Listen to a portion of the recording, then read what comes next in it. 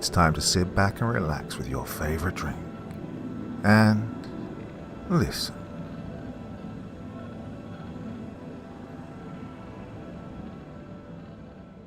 Louisiana.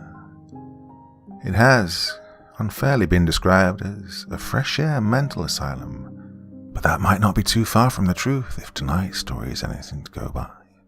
The first of 2 videos tonight in Double Dose Wednesday. So here we go with the monsters from the Louisiana Bayou. I was ever so excited. Mum had finally agreed to letting my older sister Judy and I stay the summer at my grandfather's house in Plaque Mine Parish, Louisiana. Mum was a native of London and had met my father when she'd visited New Orleans one Mardi Gras. They'd fallen madly in love and were married 6 months later. After a few years, Mum had come to detest New Orleans. The crime, the summer's relentless heat, the decadence and, she said, the evil had all proved too much for her, and she'd persuaded my father to return to England with her when I was but a baby. Judy was 2 years my senior, and she said she could remember our grandfather, but I doubted her. I really couldn't have asked for a better older sister. Judy was pretty and kind, and she usually included me in her activities. Most of her friends weren't thrilled to have a younger brother tag along, but Judy just smiled and told them it was a 2-for-1 deal. She certainly wasn't as excited as I at the prospect of our upcoming adventure, possibly because she'd just discovered boys, and we weren't at all certain there were any kids our age around grandfather's place, and we dared not ask Mum. We reckoned she might become suspicious or worried, especially as far as Judy was concerned, and we didn't want to take a chance of her cancelling our summer plans. She was hesitant enough as it was, insisting upon making the flight down with us from Heathrow to New Orleans. She rented a car at New Orleans Airport, and we drove another 2 hours to grandfather's little house, way past the city, toward the Gulf of Mexico. We marveled at the big oak trees that dripped with grey, beard-like hangings, which we later learned were called Spanish moss. The air was heavy with moisture. I could almost taste it. I was more than a little intrigued with this new world and its green and grey landscape, which became more surreal with each passing mile. I was more than excited than I'd ever been in my entire 12 years of life. I was more excited than I'd ever been in my entire 12 years of life. I wish I could go back to that time. I wish that summer had never happened. I wish. Mum, Judy and I arrived at grandfather's little house late one evening, so we couldn't tell much about our surroundings. The house was more of a shack, unpainted, rising high off the ground on stilts to keep the floodwaters out. I vaguely wondered what might be living in the dark under the little house. I didn't want to think about it. We'd travelled for 10 hours straight and were exhausted, so after hugging grandfather and having a snack, Judy and I collapsed into our bunk beds in the room we would share for the next 2 months. We could hear Mum and grandfather's muffled voices as we drifted off to a chorus of chirping crickets outside our screened window, so far above the ground. Mum would stay for a few days while we settled in, probably in the hopes that one or both of us would change our minds about our summer in Louisiana. She drove into town, which consisted of a grocery store on one end of the highway and a hardware store on the other, where she bought a ridiculous amount of food, lest Judy or I starve out in the swamp. Neither of us complained, as we'd heard the stories about people in southern Louisiana eating mostly possums, squirrels, and rabbits, supplemented with perhaps the occasional snake or alligator. Mum would regale us with these stories of Louisiana, their details largely depending on how much wine she consumed with dinner. Our father, when he was alive, could put on his Cajun accent and say, "Well, cher, damn some good eating," and pretend he'd never had a pizza or a hamburger until he'd left Bayou to go to college. Now, as we drove down the road to Plaque Mine Parish, through the swampy pasture land toward Grandpa's, as grandfather had asked we call him, we weren't so sure that Mum and Dad had exaggerated in their drunken descriptions of his childhood fare. I would have bet anything that there were at least a dozen snakes in the ditches along the side of the road, and probably an alligator or two lurking in the palmetto plants just beyond. I began to have misgivings, but I was a 12-year-old boy. and I wasn't about to chicken out. I'd never admit to being frightened of anything, at least not then. A few days later, Mum headed back to London, holding back her tears and turning quickly to enter the little rental car. Judy and I waved goodbye from the front porch, promising to call home every day before noon so she could sleep well that night. We laughed at Mum's demand, but we both promised. Grandpa waved a huge, gnarled hand toward the departing car and herded us into the kitchen, where he sat us at the blue Formica table and poured us each a giant cup of coffee milk. He sat down opposite us with his big cup of coffee and chicory and began to lay down the rules of the house. "Now, Chair, these ain't really rules. They're just things to make it easy for us to all get along right. I've been on my own since your grandma died, so I'm set in my ways, you know," Grandpa said in his matter-of-fact way. Grandpa had what Mum called a Cajun accent, and he was said to be one of the last true Cajuns down in southeast Louisiana. He could speak that Cajun language and even play zydeco music on his hand accordion. He was a soft-spoken giant of a man, but when he got that look in his eye, we knew he meant business. "Now, Cher, I'm the cook around here. I'll tell you now, I'm a good un, yes I am. I'll be making you some good breakfast and some better supper, but around noontime, you better grab yourself some bread and make yourself something, 'cause I'll likely be sleeping over there in my bedroom to keep that arthritis from getting to my joints too bad. And," he added as an afterthought, "you're responsible for those dishes too, 'cause that arthritis be killing my joints by nighttime. We got a deal?" "Oh yes, Grandpa, we got a deal," Judy and I both said together. "Now, there'll be one more thing, children. It's the most important thing, and that's why I saved it for last." Grandpa had that no fooling around look in his eyes. He lowered his voice, and we leaned in. "Now, you need to be telling me exactly where you're going when you leave this house, you hear? And you need to tell me the truth. I don't want to hear neither you children going past the line of the highway, 'cause the swamp is right on the other side. There's things in that swamp." His voice trailed off as he realized he was probably scaring the bejesus out of us. Well, we thought the lecture was over, but he gave us that look and continued. "And there's things in that swamp you ain't never seen and you don't want to see. You understand your grandpa?" "You mean snakes and alligators, Grandpa?" I asked, wanting him to be impressed by the fact that I'd done my research on the Louisiana swamps. "Oh, I wish that was all there was for me to be warning you about," Grandpa answered, and then repeated. "Y'all just keep around here. Do not go past the tree line with them palmetto palms, ever." Judy grimaced behind Grandpa, and I stifled a smile.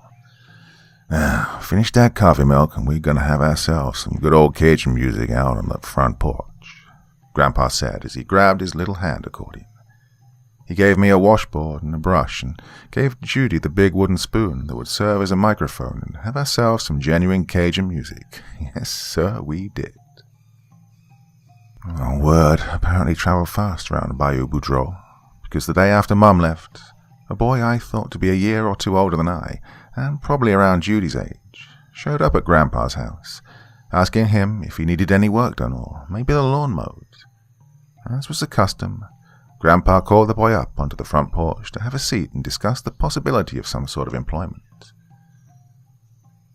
It was polite to sit for a while and have a glass of lemonade or iced tea. Judy and I wormed our way out onto the porch in hopes that this boy was friend material.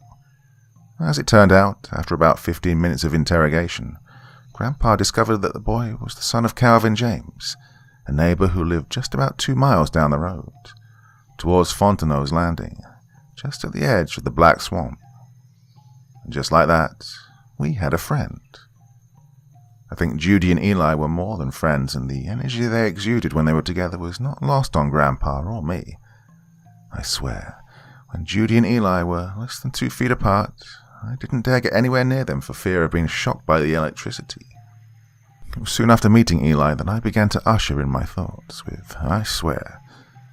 I'd heard this habit of speech from both Eli and Grandpa, so I thought it was only proper for me to incorporate it into my speech as well.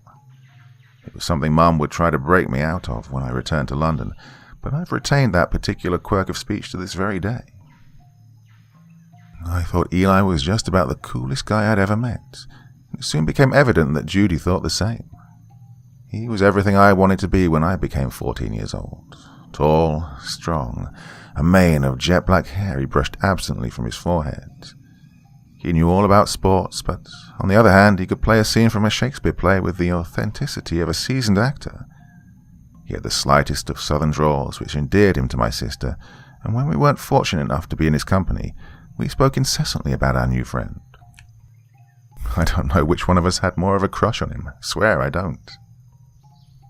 Well, Eli had a part-time job at the hardware store a couple of evenings a week, which was probably a good thing because he was at our house more often than his own, as Grandpa had uttered under his breath one afternoon after Eli finally left. I think Grandpa liked Eli, but he took his responsibility for me and Judy with a solemn sincerity which I thought was just something all grandfathers did. I would find that there was a reason he watched over us like an old mother hen, wanting to know where we were, when we'd be back, and how exactly we were getting home. Within the week, Judy and I considered the little cabin our home as well. We felt a sense of belonging the London flat had never offered us, although we'd lived there our entire lives. Grandfather's two-bedroom wooden shack, as Mother called it, felt like a place that had called to me, the place I should be. While it was true that Grandpa's persistent, watchful eye could become irksome at times, those were the only moments Judy and I felt a bit stifled. One afternoon, Eli suggested we all go swimming down on Big Boudreaux Bayou. The Louisiana summer temperatures had risen well into the 90s, and Grandpa didn't believe in air conditioners, so, needless to say, Judy and I were thrilled with the prospect of a cool dip into the dark waters of the bayou. We hurried in to change. We'd only seen the bayou in passing when Grandpa had taken us there during one of our orientation walks. He'd sternly admonished us to never go down there alone, but we reckoned we wouldn't be alone if we were there with Eli, so we blithely yelled to our keeper we were going swimming out on the bayou with Eli. We could hear his heavy footsteps echoing through the house and banging onto the front porch just as we were closing the yard gate. "Say, what, yeah?" he asked, with an incredulous look on his big, kind face. "You done lost both your minds. You get yourself back in here right now. Eli, you get in here too." Well, no amount of protests could shake the scowl off Grandpa's wizened face. Judy and I knew something was wrong. We'd crossed an invisible line and we hushed our whining and sat on the swing and waited. We hadn't long to wait. Grandpa sat in his wooden rocker and held tightly onto its arms, worn from years of fingers caressing the wood. "I'm gonna tell you children something," he said solemnly. "You don't need to go telling your mama anything, 'cause it'll just upset her, but I'm gonna tell you two. Eli here probably done heard all about this." He looked from Judy to me, and then Eli. We all stared at him intently. "There's a reason I don't want you going to no Big Boudreaux Bayou, even with Eli here going with you. There was a real bad thing that happened down there about 12 years ago. Ain't nobody done forgot it yet." I only then saw the bottle of wild turkey sitting by Grandpa's rocking chair. He reached for it and took a good, long drink of the brown liquid, grimaced, and began to speak. "Yeah, there was this family, Frank Hardwine and them. One time they living up on the bluff over the big bayou. Them kids was all in that bayou most every day, especially during the summertime when it was so hot, like it is now. Nobody done thought nothing of it. Their daddy was always with them. One day, their daddy's brother done come up from Baton Rouge and brought his kids with him, so they's all down at that bayou swimming and diving and floating on them inner tubes. And that oldest boy of Frank's, he done run down the side of that bayou to dive off a little bit higher ground. I reckon he was showing off. He's yelling at his daddy to watch him do his dive, and Frank and his brother were looking right at him when he jumped off. Head first, right into a big old nest of water moccasin snakes. He was dead and gone by the time they got him over to the hospital. Wasn't nothing that they could do for the boy. It was all black and swole up. Didn't even look like no human being. Grandpa continued. Yeah, so that big bayou, that's a dark place. A bad place. It was bad before, and people always said it was cursed when the white settlers done killed all them Indians who lived there along and through the years. Things like that poor boy getting ate up by snakes happen every now and again. I thought I was going to lose my lunch, and I could tell by Judy's face that she was about to cry. Well, that little story took the wind out of our sails, and Eli and I ended up sitting on the front porch while Judy made some cold lemonade for us. We three sat in silence, and I guess Grandpa felt kind of bad because he went and got his old guitar and a bag of pralines to sugar us up good. Well, nobody felt much like playing music, so Grandpa went solo, just strumming some nice, soothing chords that faded away into the hot, sultry air. Eli's voice was soft but insistent when he said, "Mr. Ellis, can you tell us that other story?" "What are you talking about, Eli?" "You know, that other story about those pig things that live back in the swamp." "Oh, you mean them pig people?" Grandpa raised his thick, gray brows. "Yes, sir," Eli almost whispered. "My pa, he won't say nothing, and I mean nothing about them, and when I ask anything, he gets real mad." "Well, I hope I ain't speaking out of turn then, boy." "I need to know," Eli responded. "Don't you think we all need to know, since we're living right here next to the swamp?" Grandpa apparently reckoned Eli had a point, and said he'd been meaning to get around to telling us the story. I guess he decided then was as good a time as any to tell us about the things in the swamp. Well, I'm going to start at the beginning. The beginning meaning way back when I was just a boy, not much older than you all. There was this family living around here. Let's just say his last name was Rene. They done had this boy that weren't right in the head. Oh, he was a big old boy, but they say he had the mind of a 3-year-old child. And the Renes, they kept a bunch of farming animals, and they fished, and they butchered, and they got along okay, I reckon. Well, the story goes that this boy, I believe his name was Ray, well, Ray ended up getting real sick when he was just about your age, and they took him up to the big hospital right close to New Orleans to see what was the matter with him. Now, you'll know that this here place is one for gossip. It don't take much to get a story going. Well, it weren't no different back then when I was a boy. The men folks and the women folks didn't have no television, and gossiping was the town's main entertainment. So, I ain't saying for sure if it was true or not, you understand? Grandpa took a swig from the wild turkey bottle. He swallowed, grimaced again, and continued. Now, the story was that Ray had done found himself one of them old sows in the back pen at that there house. Grandpa began to falter a little and turned a bit red. I reckon it weren't his fault. He was coming to be a man, and he didn't know no better. He weren't all there in the head, you know. Well, that boy, he done been with one of them sows in a Bible way, like a man and woman when they be married. Grandpa continued quickly. And I guess he done got some disease from sinning like that, 'cause Mrs. Riley, who worked up at the hospital, done told Mrs. Willis about seeing Ray at the doctor's with his daddy. Oh, Lordy, the gossip in this here town, was something awful. I thought it weren't ever gonna die down. Preacher done preached about gossiping, but that only made it worse. And one day out of the blue, somebody killed the entire Doucette family, and that story took over. Ray and the pig story done wore itself out. Well, except for the parents telling their children to stay away from that Ray Rene boy. So, as the years passed by, eventually nobody thought much about it. That is until 10-15 years later when some folks saw something in the swamp. Grandpa took another swig. Alfred Wilson was out in his little pirogue with his wife. Pretty little thing, I remember. They was fishing and setting lines.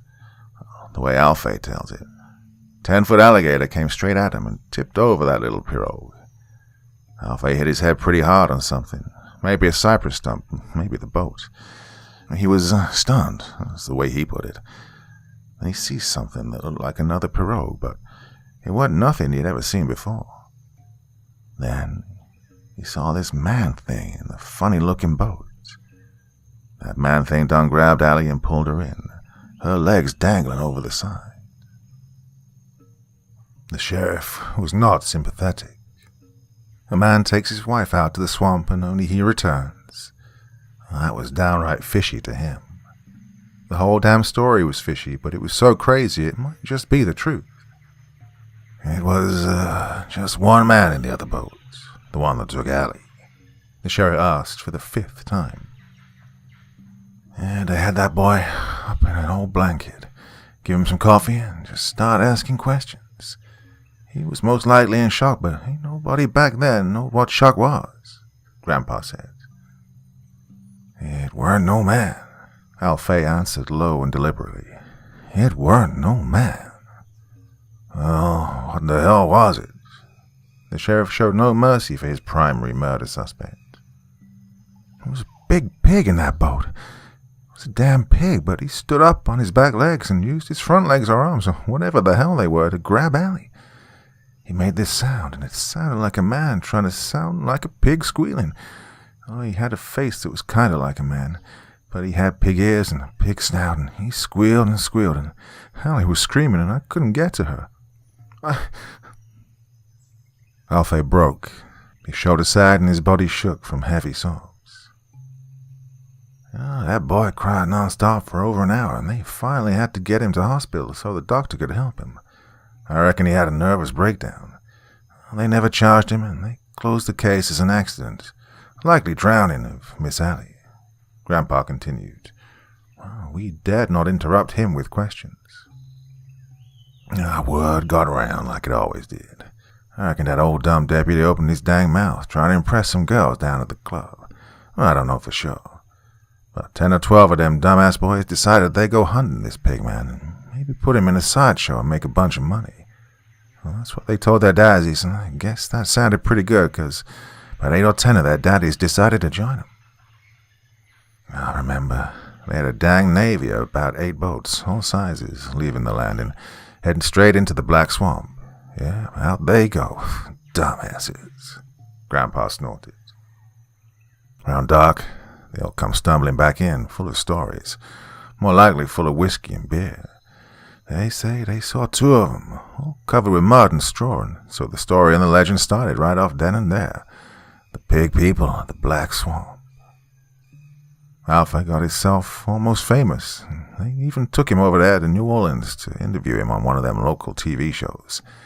Every time he made a description of that thing he saw, it got more and more crazy.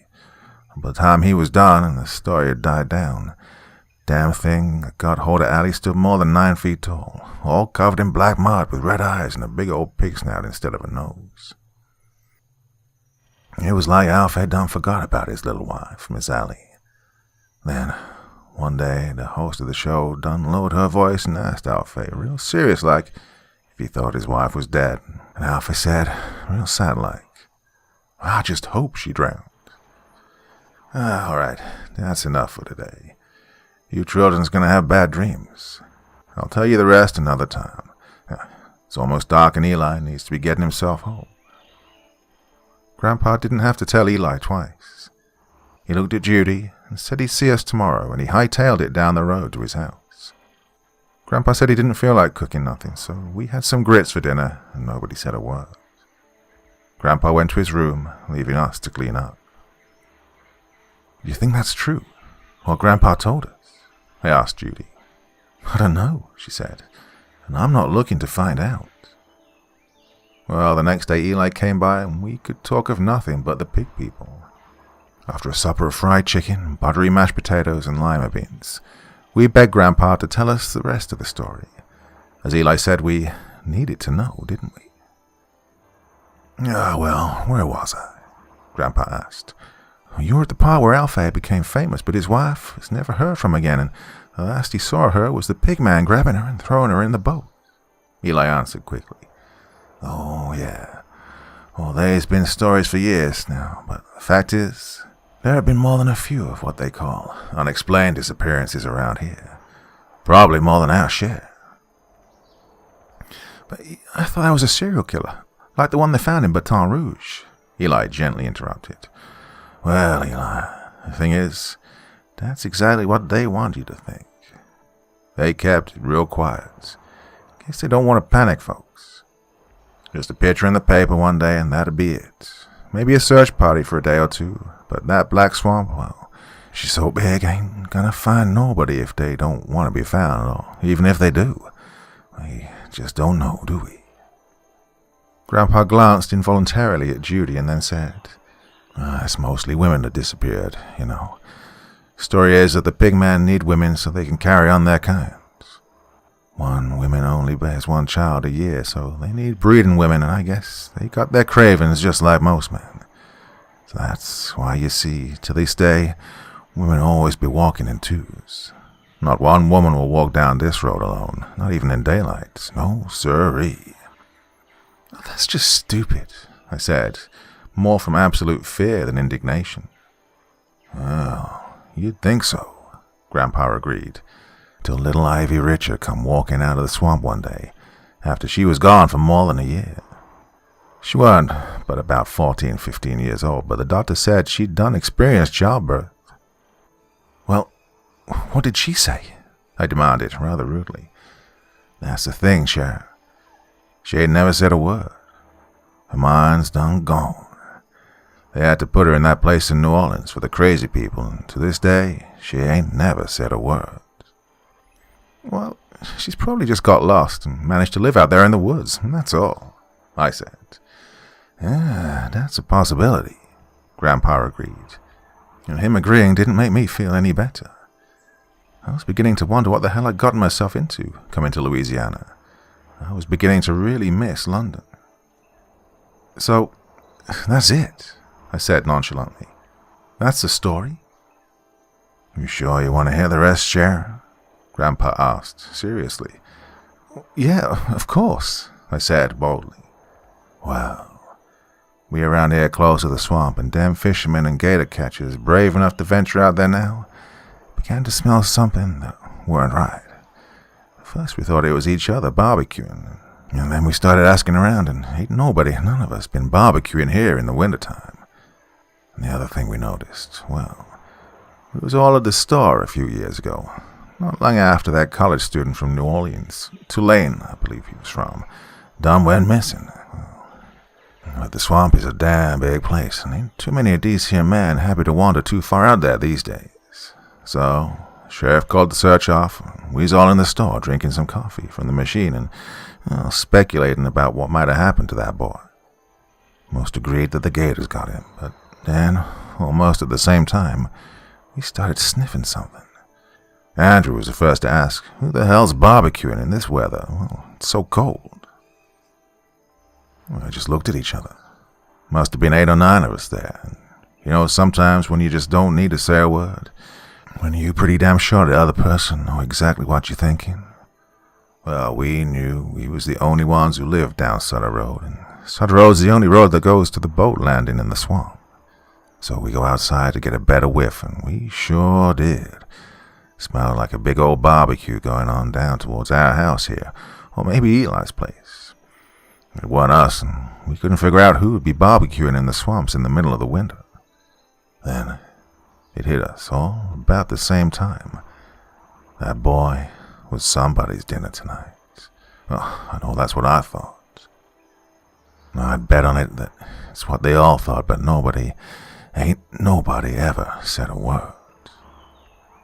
Holy shit, I said. Holy shit. Grandpa gave me a look, but didn't reprimand me. Well, if the damn water moccasins don't get us, the pig people will. I was serious. I was never leaving the front porch again. But what was to keep one of those snakes from coming in the screen door that didn't quite close? Or what was keeping those pig people from creeping up one night to our house and looking in the window? Holy shit. Judy and I whispered back and forth from our bunk beds that night, more to hear each other's voices than to really carry on a conversation. The night was black, but the sky retaliated with the silver light of 1,000,000 stars and a full moon, its beams shining into crevices of the forest, into the nooks and corners of our bedroom. Silhouettes of pigs and monster faces played upon the wall. Judy tried to scare me when she said, "Quiet, listen, do you hear that squealing?" I think she ended up terrifying herself as much as she did me. Well, it was a long night, with only fitful bouts of sleep. I was rather glad of summer nearing its end. It had been a splendid adventure until the stories about the pigmen were shared, and suddenly I didn't feel so brave about the great unknown. I wanted it to stay unknown. I longed for my familiar room and bed and posters of Man U on the wall, and I missed my mum. Judy, on the other hand, was dreading the day she'd say goodbye to Eli. I think she was in love, or whatever 14-year-old girls are when they walk around all goofy-eyed and smiling as though they knew a special secret. She was oblivious to anything but Eli. Eli this and Eli that.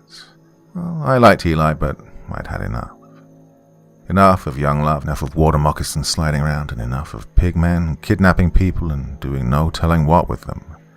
I couldn't think about it. Not a day later, Grandpa made a point of telling us to be sure that we put the lid on the garbage cans real tight, because some animals had been making the rounds and going through people's garbage, making a real mess. Well, he said it nonchalantly, but I thought I saw something like worry in his furrowed brow. I lay awake most nights now, thankful we were up at least 8 feet off the ground due to the heavy stilts that raised the house and formed its structure. I could look out at the night and feel safe, above it all, snug in my bed. And then I saw it. It emerged from the palmetto grove, walking like a man, but with a face that still haunts me. The first thing I noticed was a snout. A pig snout, and what I think was a mouth below it. The mouth was a single, large slit. Huge pink ears flapped on each side of its head, and the eyes were black and beady. I thought I must be dreaming, but the pig man headed straight across the backyard and turned over the garbage can in an instant. He rummaged around and grabbed a few things. Food, I guess. Then he looked up at me and smiled. He turned and loped across the yard with great speed, and suddenly, as quickly as he'd appeared, he was gone. The knife-sharp palmetto fronds waved in his wake. I couldn't move. I couldn't scream. No one would believe me. If I woke Grandpa and told him, he might think I lost my mind and keep me inside where he could watch me until Mum would come for me. I decided I would tell no one. But now, I tell you. I know you won't think me insane. The summer rains had come, and the air was so heavy that, inevitably, around 1 or 2 in the afternoon, the rains would come.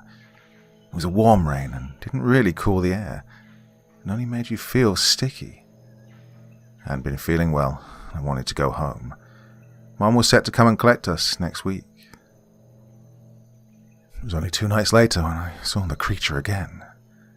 He stood beside my bunk bed and looked at me with curiosity. But soon he turned to his real interest. Judy lay on the bottom bed, clad only in a pink and white cotton gown. Her strawberry blonde hair was spread across the pillow and her eyes were closed.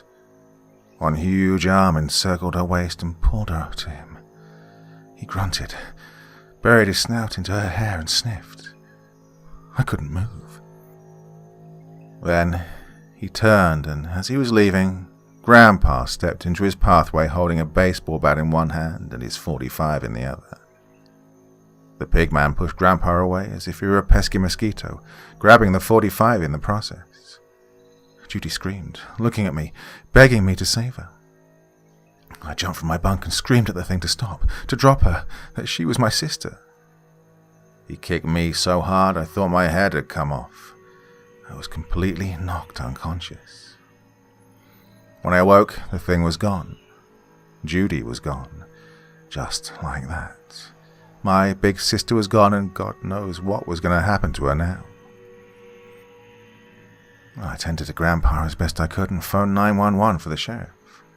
At least Grandpa would be able to back me up in my horrible story. The sheriff soon appeared. rumpled with sleep, and began asking questions of me and Grandpa. I didn't hear him make any calls, and it was already 5 a.m. Time was of the essence.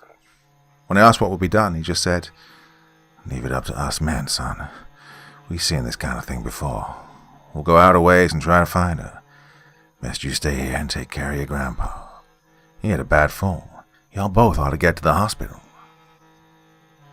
We refused to go anywhere, and I got another cold towel for Grandpa. We managed to get him up and into his chair. The doctor came, he gave us both sedatives, and I could finally think somewhat clearly, without the horror. In a way, my lucid thoughts were even worse. I had failed my sister. I'd let her go. I'd done nothing to help her. My only solace was I didn't think they wanted to eat Judy. I thought they wanted her for breeding. Well, I had no idea how that would happen, if it was one pigman or another, or all of them. They were grabbing females and were obviously becoming more brazen about it. Miss Allie had been there first. She became pregnant and bore the first child for the pigman. She cared for the infant as would any mother, with love and tenderness. The good and kind woman that she was, she tried to teach the child and its father some words so they could communicate, and she showed her mate how to cook with fire and garner pieces of wood that they could carve into pots and bowls. She wove hats and shoes for them. She made them a home. The day Allie had been captured, she'd been terrified. She slowly realized that this pigman meant her no harm, and realized that the poor, disfigured creature must have been the product of the Ray incident so many years ago. She had no idea how this could have happened, but the undeniable result stood above her now, his hoof-like hands on her shoulders. She had nodded toward a corner in the straw and root cave they would share. Then, he was gone. She lay sobbing in the cool den. The creature returned, having garnered the softest leaves and pine straw he could find. She fell into the straw, terrified. He lay on the other end of the burrow, and soon she could hear his snoring. She slept. Now Judy was merely one of the missing women. Missing, I would say that incredulously. She was kidnapped, she was taken, she was stolen from our bed. No one listened to me. The news only said a 14-year-old girl from Boudreaux's Bayou had gone missing, now for 3 days. I'd almost gone crazy. Perhaps I did. I cried and begged for a boat so I could go look for her. No one would lend me their boat, let alone go with me to look for my sister. Eli had the same problem. It was as though everyone just wanted to forget about it. These damn English people coming down here and causing trouble. That's what I overheard one day at the grocery store. Well, I was speechless. "Well, at least I ain't smelled nothing cooking," one of them said, not knowing I was standing behind him. Grandfather called Mum and closed his eyes tight while she screamed and cried into the phone. She was taking the next flight. I hope she was able to drive. She arrived, and I guess the hysteria had subsided into anxiety and fear. She simply wanted her little girl. The so-called search continued for a week. The sheriff said that's all the department had money for. Mum went out in one of the sheriff's boats a few times. Well, I had cried and begged to go, and to the sheriff's dismay, I was allowed to join the search party on the last day. We saw nothing but snakes and alligators, a few wild boar, and bevies of snow-white egrets. Had the swamp not held such terror for me, such foreboding, I think I would have found it beautiful in a mysterious, grey sort of way. And I knew, I could feel it. Judy was out there somewhere, and no one would ever find her. Mum and I finally returned to London. She left Judy's clothes hanging in the closet of our little room. She put fresh sheets on the bottom bunk and placed her diary under the pillow. Mum gave Eli one of Judy's favourite necklaces and put the other one around her own neck. She never took it off. Every night, I think that I should have done something. I should have jumped on the back of that pig thing and bitten his ear off. I should have screamed. I should have fought for my sister. Grandfather died later that fall. I think he died from stress and a broken heart. Mum refuses to sell the land or the house. She says it should be exactly as it was that summer, just in case Judy should ever find her way home.